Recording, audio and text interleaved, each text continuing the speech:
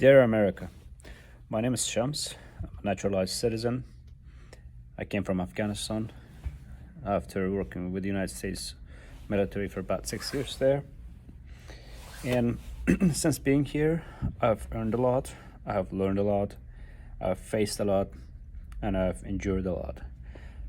This will be my first direct participation in the civil society, politics, whatever you call it, in the United States of America. And I feel as a person who is a citizen here, who is a resident here, who will get the outcome of politics and social situations, I think I'm entitled to having my opinion. However, I feel I should have just done it much earlier. And that's because I did not know that my first participation, my first basically raising my voice, will be siding with Fox News. And that's because Fox News does not like me, does not like people like me. Unfortunately, but there's a truth that you have to side with reality no matter where it comes from.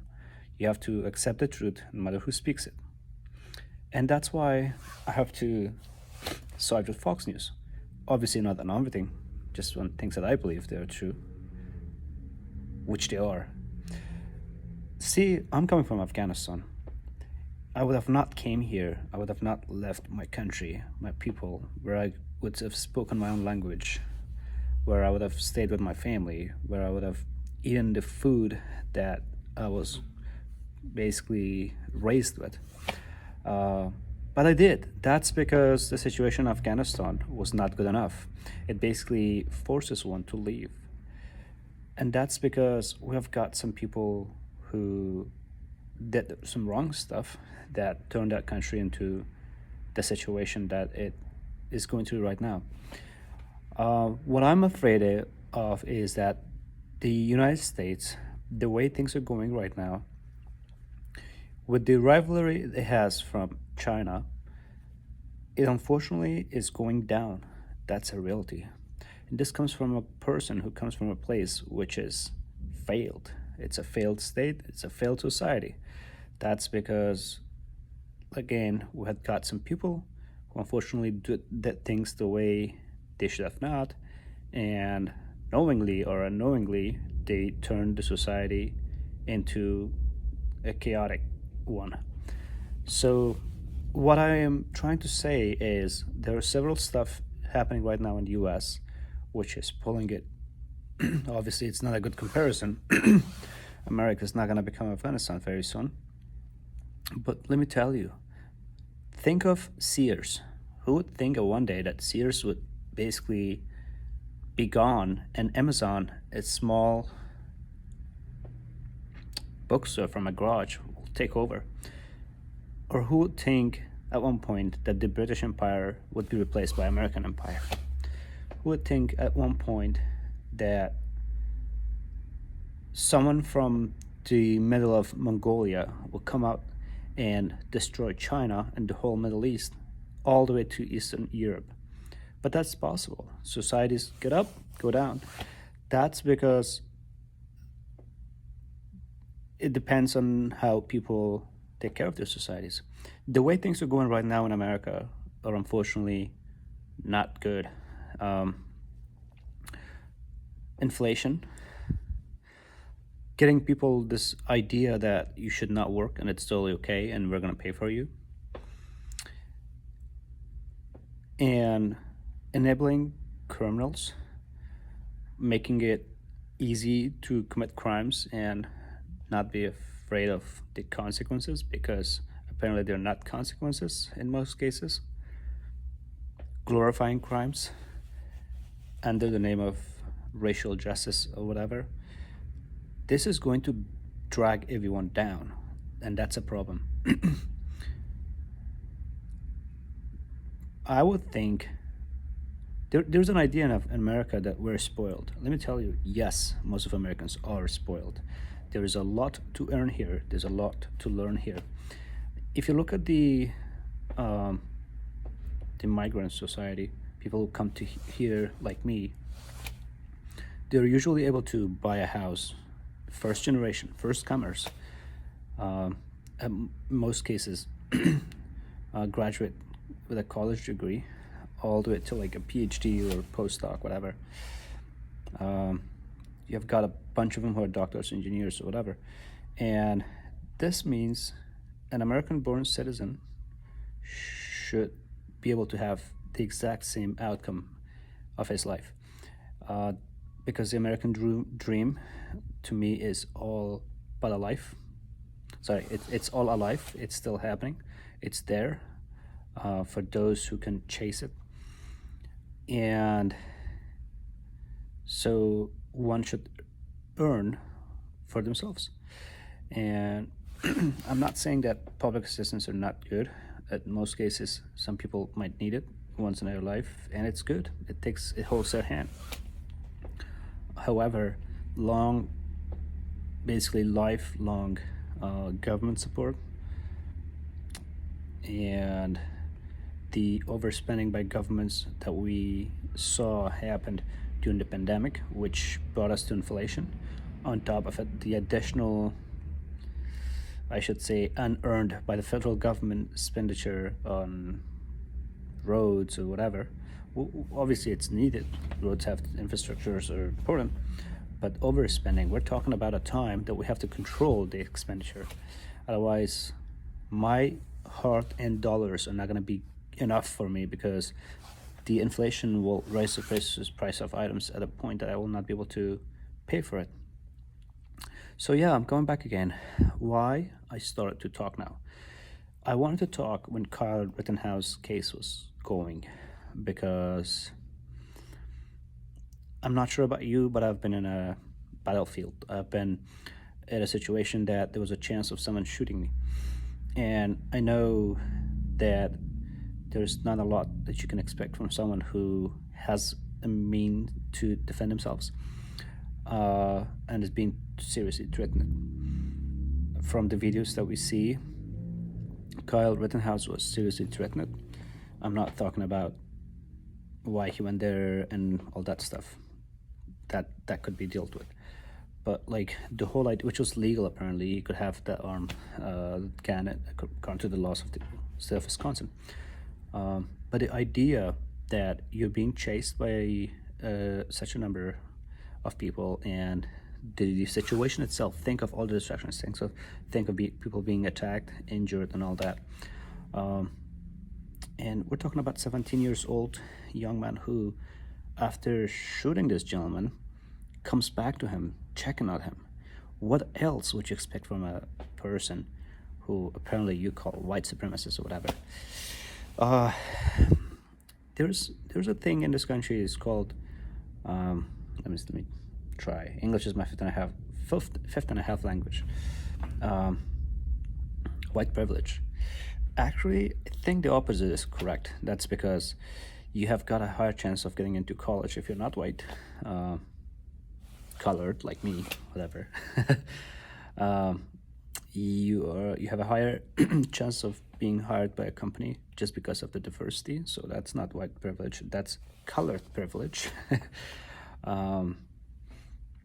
You have higher chances of getting funds from nonprofits. Well, makes sense in most cases because we're trying to uplift people. We're trying to basically have everyone have similar, if not same, amount of access to the resources. But let's not blame the white people living in America, because again, I gave you 2 examples, 3, but there's hundred more. So yeah, okay, coming back, why I came to talk about this, because like I said at the beginning, I'm siding with Fox News because Fox News was telling the truth, at least in that case, okay? Or the other thing that basically made me talk is the burglaries that are happening in the cities. I'm a business owner. The reason I'm here in the corner is because I don't want people to see where I am. And I'm afraid, okay? I'm afraid of what I have here being burned. So, or being robbed. Obviously, not burned, but I should say robbed or whatever. Thank God I've got types of items that those guys cannot use. But think of what's happening in California and in Chicago. In Chicago, we have got Michigan Avenue, which is like our Times Square, and lots of our high-end stores are leaving. It's sad when you're going on Michigan Avenue, you can see all these stores that are for lease, for rent. I'm like, what? You probably never even thought of a store on Michigan Avenue basically being for rent, and it's multiple of them. That's because these high-end stores, they have to close because they're not apparently making enough to pay for the lost items. And then you have got these mass burglaries. Again, it happened last night in Chicago. And I should say this country is not tough enough against these crimes. When I was growing up, my family and my part of society, apparently not all of Afghanistan, had this belief that a crime starts from the smallest, the most like unthinkable crime, and then it's gonna grow up. It starts from stealing an egg to stealing a car and then a home and then killing someone for what they have, things like that. So I say, I'm not saying we gotta be hanging people for small criminal activities, but then we also shouldn't let it happen again by the same people.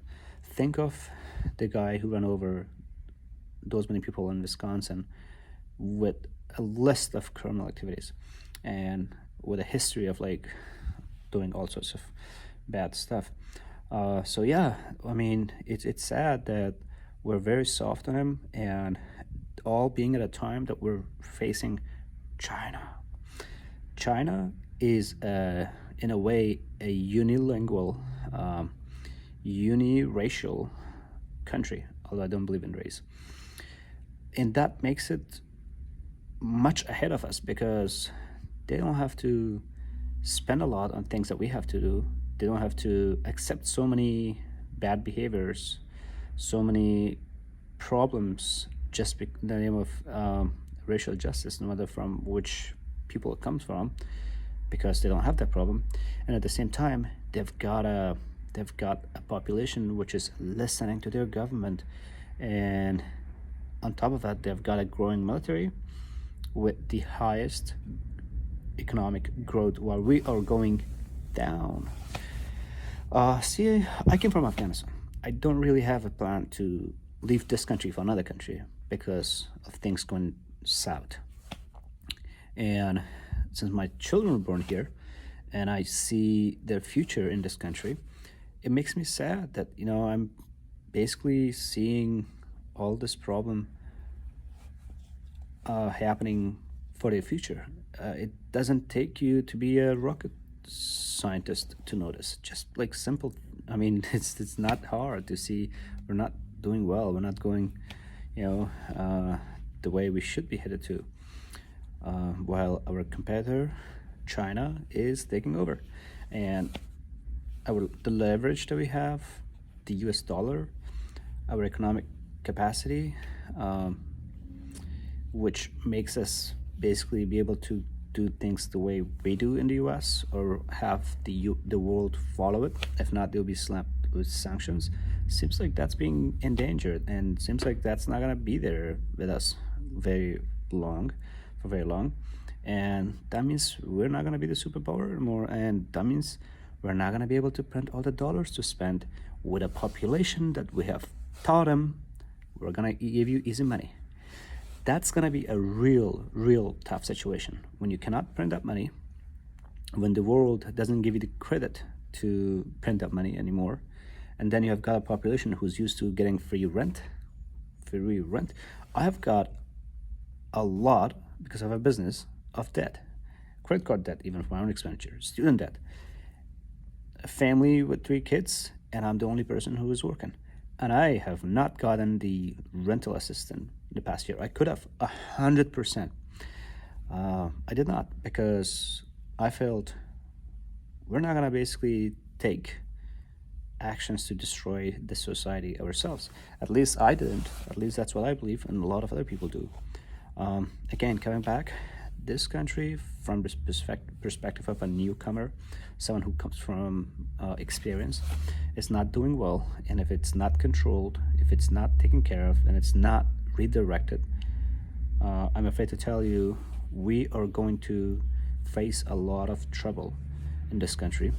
And who's going to suffer the most? The ones who are really babied, I should say, the most. The ones who were told to do whatever crimes you want to do. The ones who are taught, do not work, we're going to pay for you. The ones who are not taken accountable for what they do and for what they not do. They're going to face a lot of challenges. And that's going to put the pressure on the whole society. Anyway, this is the first one. I don't have a list, okay? I'm just basically impromptu talking here. But I think I'm going to have future conversations with you guys, and I'm going to list things so that I wouldn't forget. I'm going to talk about things that are happening daily here. It's because I'm concerned. It's because I want to have my own part, and it's because I feel everyone has to take their part to redirect the country. We're going in the wrong direction. Thank you. Bye. Happy holidays.